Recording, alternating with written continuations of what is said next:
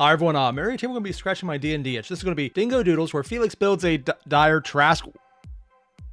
Oh, okay, I did not read that before starting. I just thought it was a Dingo Doodles video. I was fine with it. It was Felix. He does good stuff. Dire Tarrasque. For anyone who doesn't play D&D, this is like saying, hey, my players piss me off and I want to make it all of their problems. Well now. And the next one that hopefully won't be biting me in the face, because I know my DM won't do that because I pissed him off, is from Puffin. This is going to be my overly detailed Japan trip diary part 1, arriving in Osaka, which admittedly, it's a travel vlog that he's animating. I am here for this. I just like Puffin style in general, and seeing what is going on in different countries is literally just two things I like: Puffin and travel. Neat. You know, considering I like travel so much, I'm completely a homebody. I'm not going to think too hard about that. More importantly, you guys know the deal. There's a link below to the original videos. Hit them up and let's get started. This video is sponsored by the Airier Compendium. Ooh.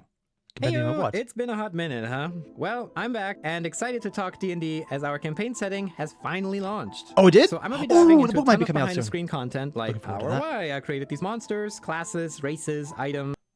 Oh my god. They're adorable! I'm really looking forward to getting this. I backed it and I'm very much okay with that. And there's a lot. So much to talk about. But let's start with the main What if we go to the course video and just my going favorite over that in pain detail? train. The What? Tarrasque. That? Please tell me that was the original Tarrasque, because wow, that is not scary. This is like someone took a kappa and decided to give it more teeth and horns. Otherwise, wow, that's okay. The other one. No. The Dire Tarrasque. Yes, my boy. Now, the Yeah. D&D 5e Tarrasque is weak, baby. It's sad but true. It's completely true. We actually had a really easy fight against it in one of my D&D campaigns. Granted, it was a random encounter with a Tarrasque.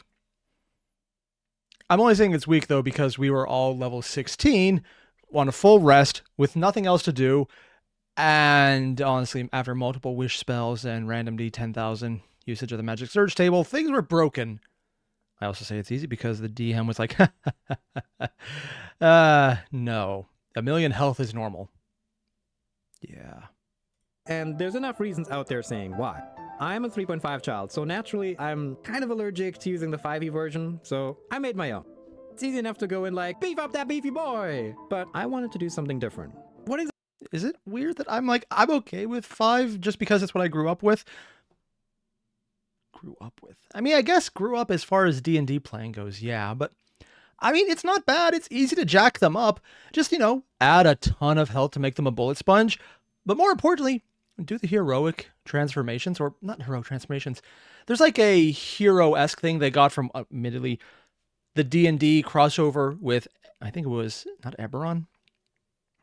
One of the Magic the Gathering worlds where they brought in staged fights. And frankly, that's a really cool mechanic. It makes it so that you don't have bullet sponges. You have, okay, you got past the damage threshold. Now you have the next form, and it's terrible. And I absolutely love it. It's frankly what most bosses in a lot of games do when you have PvE characters who can just one-shot everything. Sure, you can one-shot it. What are you going to do about the next phase? It guarantees a fight has to go so many rounds. And frankly, if you kind of know they're going to one-shot it, that means you know they're going to win. You also know how long your players can fight for. And more importantly, you can say, okay, you finished the regular Tarrasque. Now it awakens the Dire Tarrasque. Note to self, I might actually want to send this one to my DM, because if he hasn't seen it already, that sounds kind of amazing. exactly made the Tarrasque so goddamn scary in the past versions? Was it maybe the ungodly HP, AC, or that it could just rush at you like... Wait, or what? maybe, Oh. just maybe, that it was called the Elder of Annihilation. I mean, what Seriously? the fuck? That's so fucking Godzilla with a rad. grandma's I hoodie. need it! Wizards, what have you done to my boy? So yeah, Wizards. Oh god, they have the perfect setup to a 3-phase Tarrasque. We have 5e Tarrasque, we have the Dire Tarrasque, and then we go full on, this is what AD&D should have been Tarrasque. Call it the Elder of Annihilation final phase. Oh my god, I am probably giving my DM a lot of reason to make every other player hate me in the game. Yeah. I am highly reconsidering leaving a lot of this in the video for my own safety. Oh, Kind of dropped the ball on this one, and others, but how do we fix this? First things first, Dire Tarrasque, so there's no confusion. Let's also round up that HP a bit. And Oh, they're going let's full talk about Ganondorf. speed. It's fine and all for a lumbering giant, but let's add that sprint from 3.5, but make it scary. Oh. Add in some unstoppable rampage, and it can easily get itself out of Get out dangerous jail-free. situations, but more importantly, right through your city's strongest Ooh. defenses, like a terrible apocalyptic Kool-Aid man. Oh, And, yeah. fun fact, he can also Even burrow cuter. at the exact same speed. Seriously? Also like the Kool-Aid man. Oh, jeez. Yeah. Oh, you think a flying character can help? Hope they like dirt, as its 200-foot aura of grounding will keep flyers in check and make flight nigh impossible. I was wondering why we all suddenly fell out of a flying... Yep.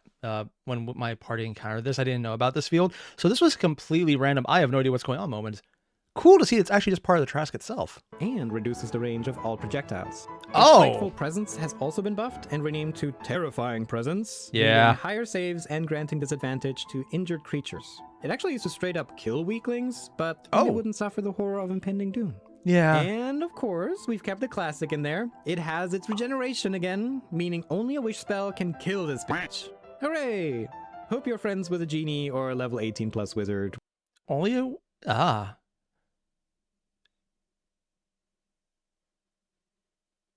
Well, that is terrifying. Also, you got that to line up pretty well. With a will to live. Look, I'm not playing around. This is supposed to be death incarnate, and death For him. it shall be. Oh, Next, jeez. we naturally had to change the design from the OG. Behold, spikes. So many goddamn spikes. It does look a lot and a tail scarier. that is every monster hunter's dream. It's like a whole skyscraper coming at you. I actually designed the Dire Tarrasque's look together with Gothi's player Airier, Oh! and it was then drawn by Just Jackdaw, who also drew the Mech Dragon and the Maxilla in the book. Okay, I haven't seen these bits of art yet because I'm trying to avoid spoilers, but this is one spoiler I'm okay with because one, that is terrifying and nightmare fuel in its own right, and two, the Mech Dragon. I mean, I've seen the Mech Dragon in Dingo Doodles videos for fool's gold for crying out loud, but holy shit, this looks way more epic. God damn, that's like legitimately terrifying. If this landed, I don't care what level I'm at. My initial response is, well, I need new pads. So definitely I don't go get my check character out their either. stuff. They are mega talented. So there Yes, you have I've it. seen their stuff The before. They Tarrasque is a definitely TPK machine that was crafted with love and the need to strike fear into your players' hearts once again, as it had many years ago. I was so happy I got to take a stab at it myself, so if you want, you can check it out in the PDF. Links in the description down below. There's Hope you guys PDF like for it. this, and more videos like these in the future. Maybe. Bye! Do it. Oh, little tiny So cute. dingo. This video is sponsored by the Airier Compendium. I'm actually curious what this Getting a was. bit tired of the old 5e classes and races? Find yourself They wishing to revamped play it? a half-tiger centaur at the late hours of the night? Or perhaps wondering why you simply can't solve this combat with a gun? Well, What? the Airier I mean, yes, I would like to have combat with gun. I am American. That is very much a thing we do. Also, I may or may not be playing a guy with a gun in a setting that's low magic, but also high magic because of high levels. It's weird. Everyone thinks it's magic. I think it is boom. And it's fun. Compendium has all your upgrading needs to spice up your 5e games. With 300 pages of character options, no filler or fluff, as they got 10 full classes and 16 new races that are very Okay, one, Moth Girl, Bee Girl. Is that a spider with a sword and a dag? Oh my god. Like, this is cool. That's neat. That's adorable. That's moderately terrifying. And this is neat. The rogue spider with a dagger and a rapier. I kind of love this. very unique. Along with they Yeah. are bringing back my love and soulmate, who I would give up anything for. Prestige classes! I missed you, baby. Unironically, I kind of like that just because I like getting into the higher levels where everything's so incredibly broken it requires the DM to just basically homebrew everything. Am I weird to like that? Because that seems like the best part of D&D is going, okay, you've all broken the game in very unique ways that are completely unbalanced, and frankly, you have no possibility of losing. I'm going to do my best now to absolutely kill you. There's no more resaves. I am going to make it hurt. That is... I'm honestly not sure if I'm talking from the DM's perspective or the character's perspective that way. But frankly, I like that. I like broken systems. I'm weird. I realize that. I don't like balance. I like to see how crazy you can make it. They really crammed in as much imagination and inventiveness as they Sorry, little possibly tiny could. dingo in the And for a background. limited time, they're offering a 10% off discount. So go grab a copy for yourself while you still can. The link is in the description down below. Oh, This came out 12 and make days sure ago. you check out our stuff too. We've got a lot of goodies.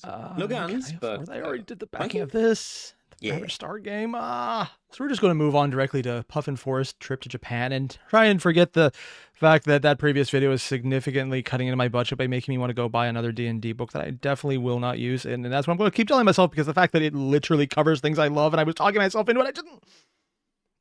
No, I know better. We are moving on before the actually good targeted ad to the right person hits me. I already went back to Genshin from the last video. I can't do this again. My wallet's not crying in pain. It's on life support. They have it intravenously linked to the wall. Why? And it's always Dingo that does it. It's always goddamn Dingo, too. Even if it's just Felix doing it, it's still the Dingo channel. So I guess that they're both just stab my wallet right in the heart. Hello, friends and family. It's Bean. Kind of just wanted to make a journal of some of the stuff that's happened on our Japan trip. What if we actually The drew plan this was on card, is like we have paper, a group of or... 5 of us. Nah, it looks digital Marcos, still. Alan, and Jen. Yeah, it's digital. Would go to Pokemon Worlds Still in cool look. Yokohama, Oh, and Courtney that's and what I it is? would go down to Osaka. The 3 of them would then come down to us in Osaka and go exploring, and then head up to Tokyo. We would stay for about a week in both locations. Oh. This is my painfully detailed diary about what's happening. Unironically, if this is... Yeah, he animates this.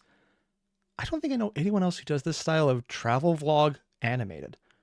But it's kind of a fascinating concept. If there's anyone else who does this, let me know, because I actually just kind of want to watch it. Not sure if I'd react. I just kind of want to know about it in general. Seems fun. Going into this trip, it was really rough for my girlfriend. Oh. In the days leading up to it, Courtney had to work until midnight each day because she had to finalize some projects before she left. You'd think passing off her work to someone else would be easy, but no.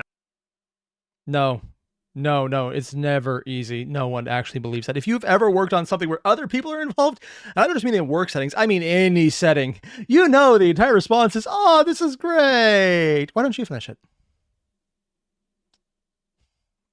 Yeah, and up till midnight. Dear God, I don't know what she does, but frankly, I hope she escapes. No, it takes more work than normal because you got to go through and explain to them how everything works. And when they don't understand, they have that to answer hectic the schedule phone. was causing a problem because the week before we had a lot of stuff that she wanted to take care of. I was Oh. like, we'll leave that for the Monday, Tuesday, Wednesday before the trip, Oh no! which was now gone. She came back from work at midnight that night and then had to pack. Hopefully you can She finished sleep on the getting everything plane. ready at 4 a.m. and then had to get up at 4:30 a.m. So while the previous night she had only gotten 5 hours of sleep, and then the next night it was only 30 minutes of sleep. Unironically, Puffin, how did you survive this? When my wife doesn't get a full 10 hours, I fear for my life. She got half an hour off a previously multi-schedule work week. You're the one who pushed back the responsibility, so she's doing that because you suggested. So even if she agreed to it, it's also your fault. It's a good thing that flying to Japan is a long flight, because if you have that broken up by layovers, you probably should check your life insurance policy right about now. So by the time we were Ubering, she wasn't feeling that great. We then had a 10-hour flight over to Narita and slept a bit on the I plane. hope you can sleep there. One of the things we were dreading coming to Japan was the weather.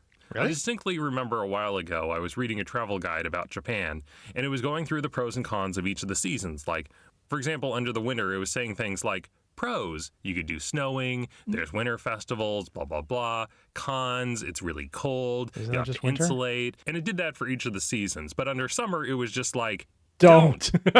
just don't do it. Partially that's because I've seen a bunch of people in Japan talk about how there's just not a lot of AC. Like, it's there, but a lot less than you would expect. Which admittedly is like a lot of places in America who have warm but not too warm summers. Yeah, I've lived in enough places where it was too warm that I'm like, okay, how much to smuggle in this AC unit for the wall? Because I will bring it. The only reason we were going this time of the year was just because of the Pokemon Yokohama and maybe the Monster Hunter concert. What? If it wasn't There was a happening Monster at Hunter this concert? time, we probably would have Oh. gone during a more reasonable season. They went in the summer. I'm always excited to step off the plane for that first time crossing over the loading ramp because it usually gives you a taste of the weather where you're going to be staying. Really? And you get to hastily dash out of it into the airport. That hot, muggy air hit us in the face. Oh god, hot and muggy. Yeah, I can see why they do the don't. Also, they're doing an international flight and they have to get off the plane to get into the airport? This is just me, an American who's only flown internationally twice. I never experienced that. It was always you're on the plane and you're directly in the airport. There's no middle ground. There's just the extension and then you're there. Is that a Japan thing? I don't actually know. I've never flown there. Face, and I was like, this is gonna be long. I don't know how I'm gonna survive in this I weather. die. I can't stand muggy. And for I the just rest of the can't. trip, we'd look outside, see the white fluffy clouds and the bright blue sky, walk out and just take a massive heat bat to the face.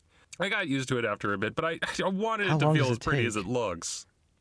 From the airport, we waited 3 hours for a transfer over to a local Japanese domestic flight Oh, with geez. Peach into Osaka Airport. Puddle jumpers.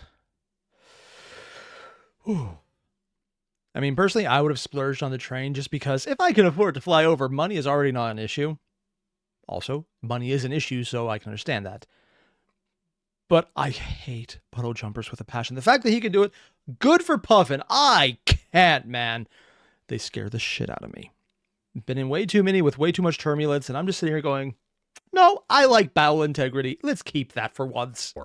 So then, the question we were curious about is, was it better for us to have flown down to Osaka or take the train? Now, I mean, price-wise, the plane might actually be cheaper, depending if they do a bullet train. I've seen the prices for that because of various YouTubers covering it. And if you need it and money is an issue, less than time, sure. But, you know, a cheapo plane is a cheapo plane. your instinct might be to say, shouldn't it be better to take the train down from Tokyo Might to be Osaka? nicer, but it Well, won't be cheaper. it is, but let's dissect that for a bit. When we Google Mapped it, the train was going to take us about 6 hours to get down, while the plane flight down was just an hour and a half. Yeah. At the time, it seemed like, well, wait a second, 1.5 is way less than 6 hours, Waiting right? for it. And besides, takeoff, we're already landing. at the airport. Why not just take another transfer Layover down time. and save the time? Plus, the cost of the rail down was 14,000 yen, while the plane flight was 8,000 yen. So on its surface, it just seemed like, yeah, it was the better option. That's like, what, 8,000 yen is $80 for a ticket? I don't know how to convert yen into dollars. I have no idea. Well, there's a few other factors that weren't in our math. What? First one being that we had to be at the airport for 3 hours, waiting for the next plane flight out there. Layover? While on the other hand, the trains come so regularly that there's not much So you downtime always at the just get platform. one. Okay, that's very nice. And second, the big one which threw off our math is that the Kansai airport near Osaka, not actually in Osaka, it's about What? an hour and 10 minutes by rail. Not only City of Osaka, I spoke in Osaka Prefecture, but not the city of Osaka. Oh, so this is even worse. It's not just in the city. It's not in the prefecture. That's like saying, don't worry. You're in Washington. Washington, D.C.? No, Washington, the state in America. It's not that far, but also it's that level of no. So it's an hour outside the prefecture on top of the city. Ow. that, but there's transfer time switching between the plane to the Osaka rail into the city. Plus that So they trip still had to get itself on the costs train. like 1,600 yen. So it should get factored into the price. So the biggest thing that threw off our math No. is this. When we go to Google and go, hey, how long does this trip take? They're only doing the And it's actual like trip 6 itself, not hours. everything around One it. of the things we forgot is that number is all inclusive, like includes downtime, waiting on the platform, while the plane flight plan didn't. So when we factor in all the Oh. little miscellaneous Wait, this is exactly how I thought Google would work. The fact that it does account for the platform time, the transfer time, that is actually surprising. I just didn't know Google would do that. Neat. waiting times and Huh. transfer costs, it does come around to being a bit better to take the train. And more Oh, what a comfortable. guest. So we arrived say. in Osaka, tired. My girlfriend was very, very tired. Oh, did she not sleep on the 10-hour flight? So she went in with no sleep after multiple stressful days into a no-sleep flight into a lot of surprise extra time getting onto another flight in the muggy. Oh, God. At what point does she snap and use Ben's head as a cup? Maybe just scoop out the brain and use it as a convenient way to just drink wine to relieve her frustration. Because at this point, that's what it sounds like it's leading towards. Like 30 minutes of sleep the night before, plus now a day ahead. And now we're finding ourselves and at what jet is lag. our 5 a.m. in the morning, but they're 9 p.m. at night, standing at the airport station in front of several complicated rail maps and several stands with different company names, just trying to figure out what do we pay, where do we go, who do we pay it to. We did find out that our Suica cards, which were the prepaid charge cards, Yeah. we had gotten worked fine. Oh, So at that's 10:30 nice. p.m., we finally found our location, went in, and entered. The Osaka Airbnb was 3 floors.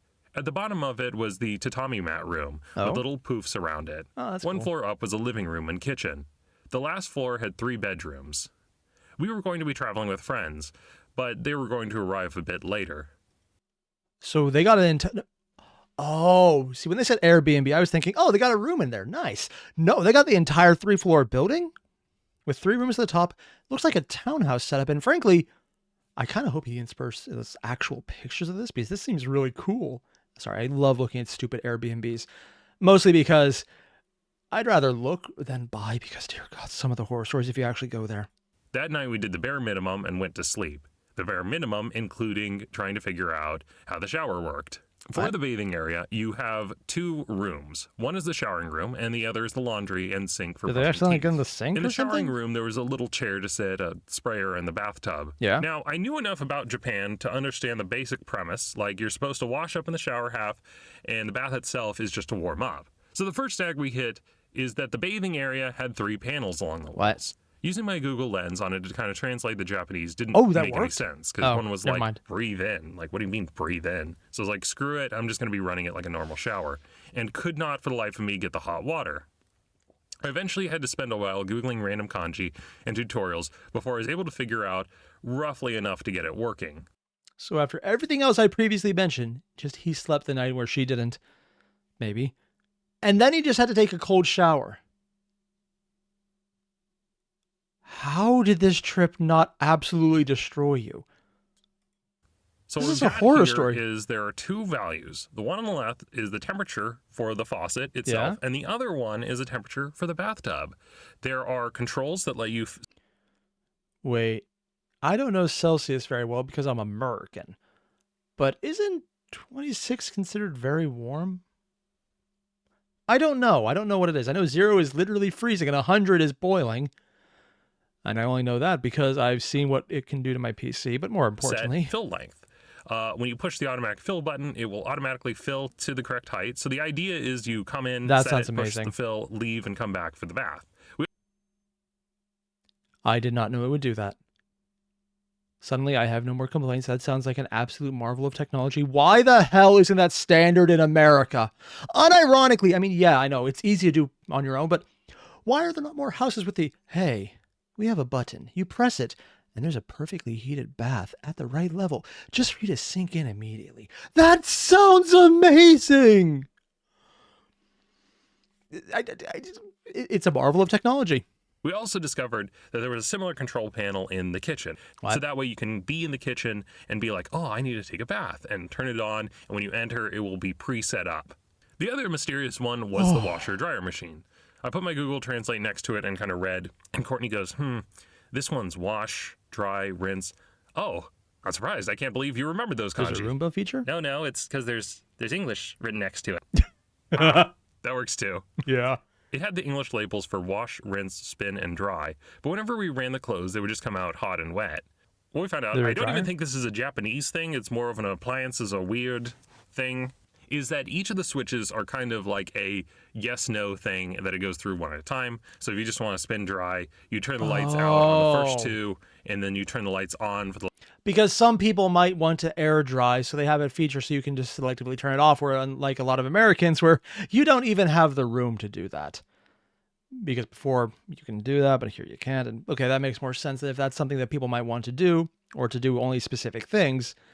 And it does all of them, so you might only want to dry something that you've already washed, or on my end, you just have a blanket you want to go through the dryer because warm blanket from the dryer is a godsend. If I'm wrong, don't tell me because I don't want to know otherwise. That's a horrible world. I don't want to live in it. last 2. Our machine was just initially doing the wash and dry, but skipping over the first 2. Oh. It took us a cycle or 2 to figure it out. Also, in our defense, the Airbnb host had said that the dryer wasn't great, so when it came out hot and wet, it was like, well, what'd you expect? We'd spent a lot of time going into it trying to learn Me pretending to study while playing the Switch. My girlfriend, very earnestly studying. Yeah, I'm probably doing what he is doing right here. I would very much be gaming instead of actually studying. Granted, that's also what I did in college and it worked out, so maybe it wouldn't be that bad. Japanese and study stuff like weather, words, introducing yourselves, how to tell directions in Japanese. Really I can't do that in didn't help English. us like that much, other than the directions. Like I was able to recognize straight, left, right. The stuff we actually used all the time was how to talk to convenience store clerks. Yeah. We ate for lunch at Kura, the revolving sushi bar. It's a place where I've they heard of have this one. kind of the moving sushi on the conveyor belts, and you eat the sushi as the trays are moving past your table. There's also another track above that where they can directly stir stuff to your table. Oh. I forget whoever said it first, but whoever it is a bastard. Why? They asked if we would like to get some natto. And I'm like, no, I'm fine. And they're like, we will get the natto. And there were 2 rolls which showed up. Natto's fermented beans, right? Like sticky, gooey fermented beans.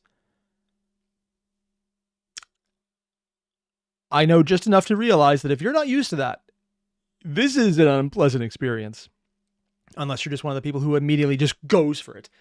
It's basically Japanese okra, as far as I know. And frankly, the only way I can do okra is fried because it is so freaking good fried. But I don't even want to think about normal okra. It is not my thing. Our friends split it, one having 1 bean and the other eating the whole thing.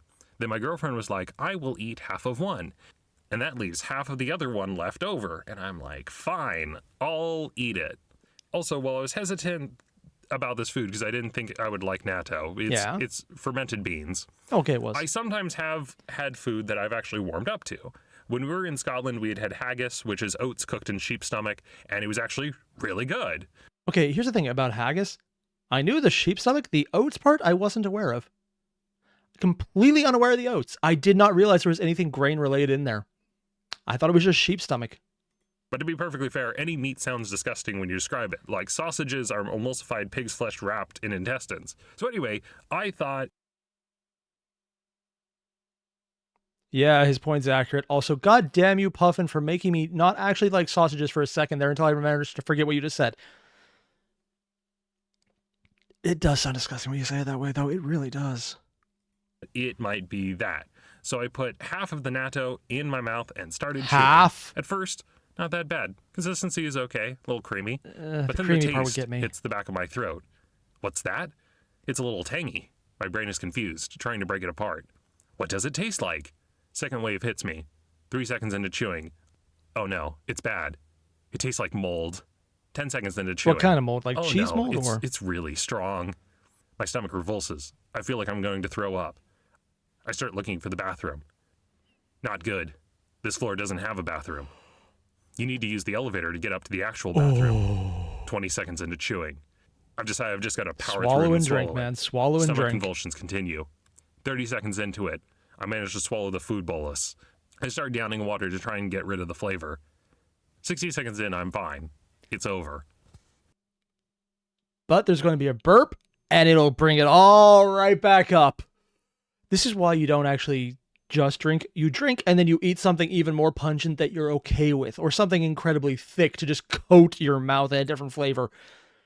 It's the same way you deal with other things like medicine that you just can't stand. It just drown it out with something else. You even brush your teeth, man. And I mean that right here now. Just bring out a travel toothbrush. It's probably going to taste better and do less damage to your stomach than we already did to it. My girlfriend was like, you know, maybe we just had bad natto. We might just try it somewhere to see else if we... Nope, I'm good. Yeah. Going to take a wild guess here. That suggestion to get more natto, that was revenge. That was revenge for putting off all those responsibilities so she had to sleep only half an hour. And frankly, I think she succeeded in her goal if this art is anything to go by. Puffin in Japan. Can't wait for the next one. And that was both a really cool travel vlog animated, which frankly I am surprised I haven't seen more of, and I'm really looking forward to more of. And Felix from Dingo Doodles, or Felix, the boyfriend of Dingo, creating an idea that I'm not sure is going to be absolutely amazing, bullshit terrifying, or maybe a really cool campaign event where a Dire Tarrasque eats a regular Tarrasque as a show of threat before deciding the DM is not amused by your shenanigans. Make new characters now moment. Admittedly, it wouldn't be the dumbest usage of it either, but still, I like this. I like when Felix goes into detail about the DMing side, the creation side, showing how things work on a mechanical level, as opposed to Dingo, who goes into more, this is what it felt like to play, which is something like Puffin does as well. And Puffin trying travel vlogs animated, I want this. Unironically, I love what he's doing. I like his sense of storytelling. I've liked that for a while. That's why I liked his channel. And the fact that his animations are cute and just fun, if there's more of this coming out, let me know. I found out about this 12 days after it came out. I'm sure someone recommended it to me, and I just did the usual thing where I forgot completely because my memory is like a goldfish if a goldfish had blunt force trauma to its everything. But let me know again. If you did, sorry I missed it. Actually, very sorry, because this is awesome. But if you haven't already, you guys know the deal. There's a link below to the original video. I'm going to go adult briefly because I need to get a tall gate to make sure the kittens don't try and chew on the sparky plastic to kill themselves, because that's the thing they keep trying to do. Yeah, adulting. It's fun. More importantly, link below. Hit it up. I'll see you guys in the next one. Adios.